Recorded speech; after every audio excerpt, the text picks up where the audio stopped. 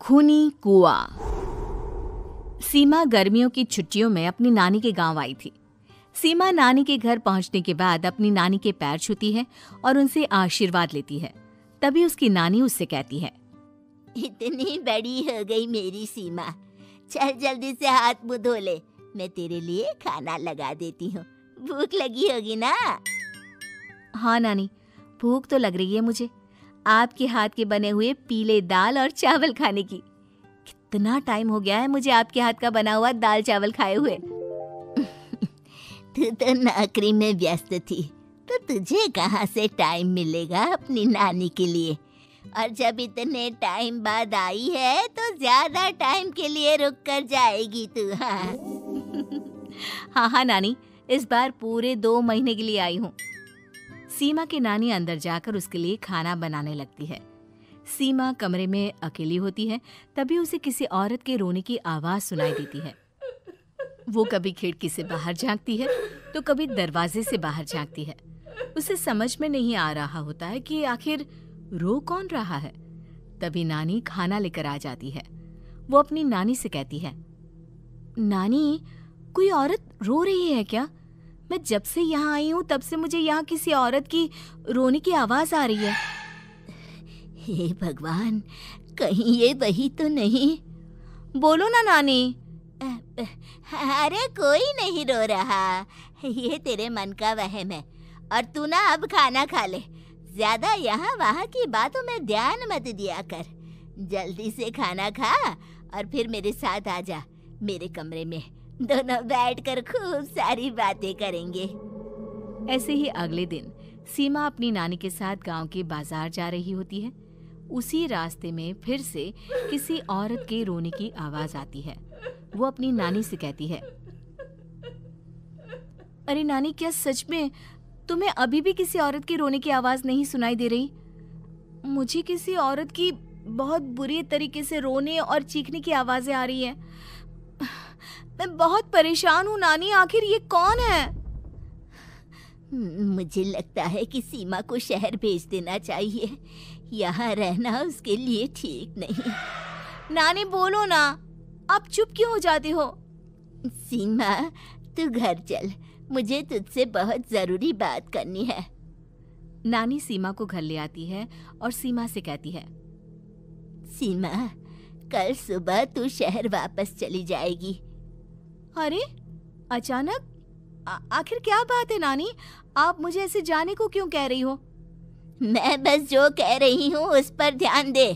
तू कल सुबह यहाँ से चली जाएगी, और ये बात मैं कोई मजाक में नहीं बोल रही। तू कल जाएगी तो मतलब जाएगी।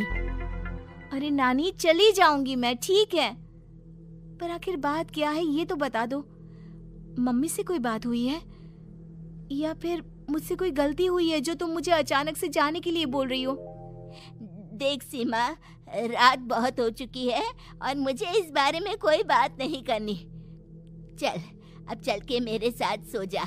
सुबह की बस पकड़कर तुझे शहर भी तो जाना है। सीमा को अपनी नानी का ऐसा व्यवहार देखकर बहुत ही अजीब लगता है। उसे कुछ समझ में नहीं आ रहा होता है कि आखिर उसकी नानी उसे अचानक से गांव छोड़कर जाने के लिए क्यों कह रही है। ये सारी बातें सोचते सोचते सीमा की आंख लग जाती है और वो अपनी नानी के साथ सो जाती है। ऐसे ही आधी रात को सीमा को फिर से किसी औरत की रोने की आवाज सुनाई देती है। वो उस औरत की आवाज सुनकर बार बार करवटें बदल रही होती है और तभी उसे सपने में भी एक अजीब सी औरत की परछाई दिखाई देती है, जो इतना चीख चीख कर रो रही होती है कि सीमा डरकर उठ जाती है। वो पूरे पसीने पसीने हो रही होती है। वो अपने आसपास देखती है तो घर में बिल्कुल शांति का माहौल होता है। सीमा घबरा जाती है। वो अपनी नानी को जगाने की कोशिश करती है, मगर उसकी नानी नहीं जगती। सीमा को फिर से उस औरत की रोने की आवाज सुनाई देती है। आखिरकार सीमा अपने आप को रोक नहीं पाती और वो घर का दरवाजा खोलकर बाहर निकलती है। आखिर ये माजरा क्या है? आज तो मैं पता करके रहूंगी। अब आवाज का पीछा करते हुए सीमा आधी रात को गांव के चौपाल के पास बने कुएं के पास पहुंच जाती है, जहां कुएं की चारों ओर बेड़ियां लगी होती हैं। उन बेड़ियों में लगे हुए ताले के साथ एक लाल रंग का कपड़ा और माता रानी का कलावा बंधा होता है। उस कुएं में से सीमा को किसी के रोने की आवाज आती है। सीमा परेशान हो जाती है। इस कुएं में कौन है? कौन है यहाँ? सुनो, कौन है? कौन रो रहा है? वो चिल्ला चिल्ला कर पूछती है और साथ ही लोगों को जगाने की कोशिश करती है, मगर किसी को भी उसकी आवाज सुनाई नहीं देती। अब सीमा खुद उस कुएं के पास की बेड़ियों और तालों को खोलने की कोशिश करती है और किसी तरह कुछ देर की मशक्कत के बाद सीमा उसको खोल भी देती है। और जैसे ही वो कुआं खोलकर उसके अंदर झांकती है, सीमा उस कुएं में गिर जाती है। इतने में उसकी नानी की नींद भी खुल जाती है और सीमा को पास ना देखकर नानी परेशान हो जाती है। नानी घबराकर पूरे घर में उसे ढूंढने की कोशिश करती है, जिसके बाद उसकी नानी और सभी लोग उस खूनी कुएं के पास जाते हैं और सीमा की नानी कुएं के पास खड़ी होती है। सभी गांव वालों और सीमा की नानी को सीमा के चिल्लाने की आवाज आती है। बचाओ, कोई मुझे बचाओ। मेरी बच्ची, हम आ गए, हम तुझे बचा लेंगे। नानी, मुझे यहाँ बहुत डर लग रहा है।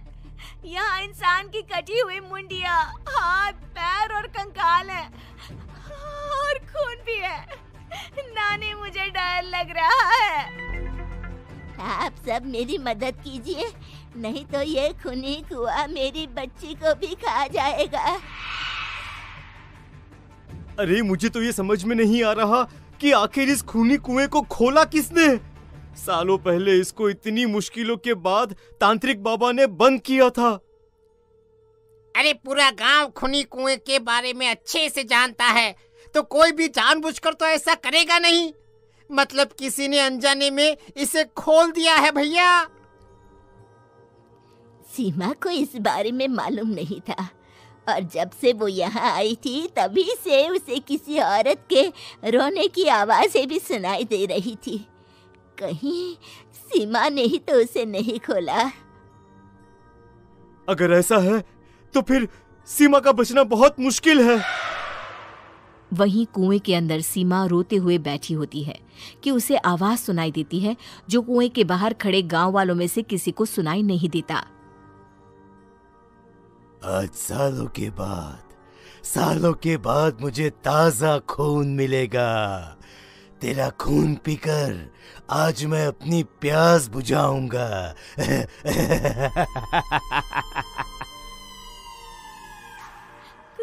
कौन है? मत मारो प्लीज, मुझे जाने दो प्लीज। मैंने किसी का क्या बिगाड़ा है? वो तुझे मरने के बाद पता चल ही जाएगा। जितने में गांव वाले और सीमा की नानी कुछ सोच पाते, उतने में उन्हें सीमा के चिल्लाने की आवाज आती है और अगले ही पल सब शांत हो जाता है। क्या हुआ? सीमा, मेरी बेटी। माफ करना बहन, लेकिन अब सीमा वापस नहीं आएगी। हमें एक बार फिर से कुएं को बंद करना होगा। गांव वाले तभी तांत्रिक को बुलाकर लाते हैं।